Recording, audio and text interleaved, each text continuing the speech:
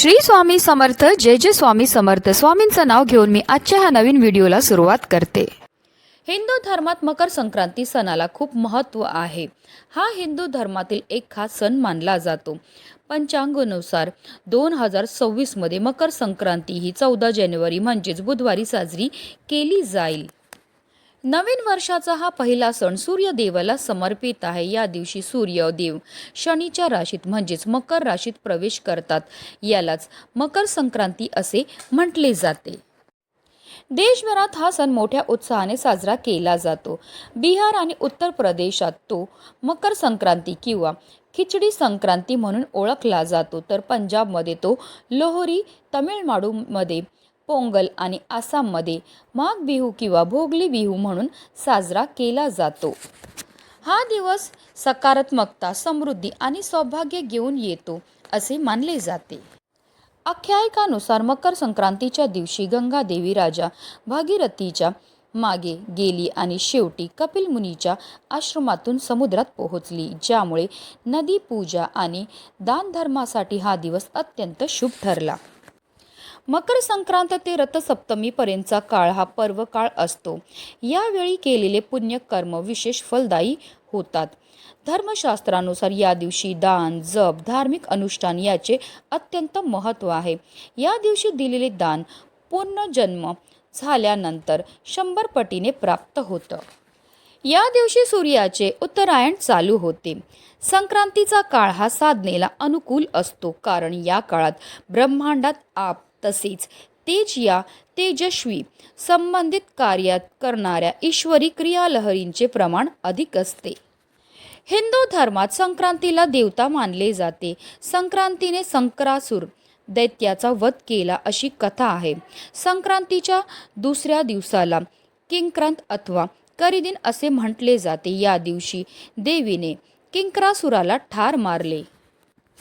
तर आजच्या या व्हिडिओमध्ये आपण जाणून घेणार आहेत की संक्रांती देवी कशावर बसली आहे, कुठल्या दिशेने जात आहे, वाहन व वस्त्र कोणते आहेत, पुण्य काळ काय आहे, फळ काय आहे, या दिवशी आपल्याला काय दान करायचे आहे, तसेच कोणती कामे आपल्याला वर्ज्य करायची आहेत, किंक्रांती कोणत्या दिवशी आहे, भोगी कोणत्या दिवशी आहे, याबद्दल सविस्तर आणि अतिशय महत्त्वाची अशी माहिती मी तुम्हाला या व्हिडिओमध्ये देणार आहे. तर व्हिडिओ पूर्ण पहा आणि जर तुम्ही माझ्या चॅनलवर नवीन असतील तर चॅनलला सबस्क्राईब करा आणि शेजारी बेल आयकॉनसुद्धा प्रेस करा, जेणेकरून तुम्हाला माझ्या नवनवीन व्हिडिओचं नोटिफिकेशन हे मिळत राहील आणि तुम्ही एक पण व्हिडिओ मिस करणार नाही.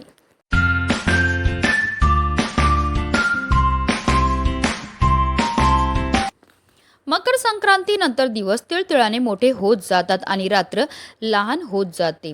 वर्ष 2026 हा सण म्हणजेच बुधवारी 14 जानेवारी रोजी साजरा केला जाईल. श्री शालिवाहन शके 1947 पौष कृत्य 11 रोजी दुपारी 3:06 सूर्य मकर राशीत प्रवेश करीत आहे. संक्रांतीचा पुण्यकाळ बुधवारी दिनांक म्हणजे 14 जानेवारी 2026 रोजी दुपारी 2:49 पासून संध्याकाळी 5:45 पर्यंत असणार आहे. महापुण्य काळ हा दुपारी 2:49 पासून ते दुपारी 3:42 पर्यंत असणार आहे.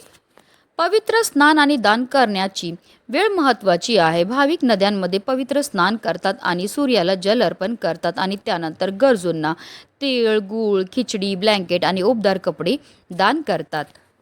मकर संक्रांतीच्या दिवशी 2 शुभ योग निर्माण होत आहेत. मकर संक्रांतीच्या दिवशी सर्वार्थ सिद्ध योग आणि अमृत सिद्ध योग तयार होत आहेत. या योगामध्ये स्नान आणि दान करणे पुण्यपूर्ण आणि फलदायी ठरते. सूर्याचे मकर संक्रमण बालवकरणावर होत असल्याने वाहन वाघ असून उपवाहन घोडा आहे. तिने पिवळे वस्त्र परिधान केले असून हातामध्ये गदा घेतली आहे. केशराचा टिळा लावलेला आहे. वयाने कुमारी असून बसलेली आहे. वासाकरता जाईचे फूल घेतले आहे. पायस भक्षण करीत आहे. सर्प जातीची आहे. भूषणार्थ मोती धारण केले आहे. वार नाव व नक्षत्र नाव मंदाकिनी असून समुदायी मुहूर्त 30 आहे. पूर्वेकडून पश्चिमेस जात आहे. व वायव्य दिशेस पाहत आहे. संक्रांतीचे फळ. संक्रांतीने ज्या वस्तू परिधान केलेल्या आहेत त्या वस्तू महाग होतील.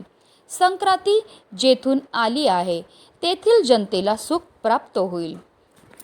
आता जाणून घेऊया की आपल्याला पर्व काळात कोणत्या वस्तू दान करायचे आहेत. तर आपल्याला नवीन भांडे, गाईला घास, अन्न, तिळपात्र, गूळ, तीळ, सोने, भूमी, गाय, वस्त्र, घोडा इत्यादी यथाशक्तीप्रमाणे दान करावे.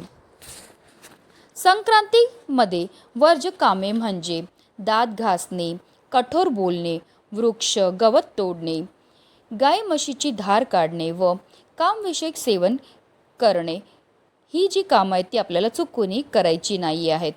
मकर संक्रांतीचा सण हा 3 दिवस चालत असतो. संक्रांतीच्या आदल्या दिवशी भोगी हा सण साजरा केला जातो. यंदा म्हणजेच 2026 मध्ये भोगी हा सण मंगळवारी म्हणजेच 13 जानेवारीला असेल. जो न खाए भोगी तो सदा रोगी. भोगी म्हणजे आनंद घेणारा किंवा उपभोगणारा, म्हणून हा सण आनंद आणि उपभोगाचे प्रतीक आहे. हा सण पावसाचे देव इंद्र यांना चांगल्या पिकासाठी आभार मानण्यासाठी साजरा करतात. लोक जुन्या निरुपयोगी गोष्टी टाकून देतात आणि नवीन गोष्टी स्वीकारतात, ज्यामुळे जीवनात बदल घडतात. हा दिवस मकर संक्रांतीच्या तयारीचा भाग असतो, जो शुद्धीकरण आणि नूतनीकरणचा काळ असतो.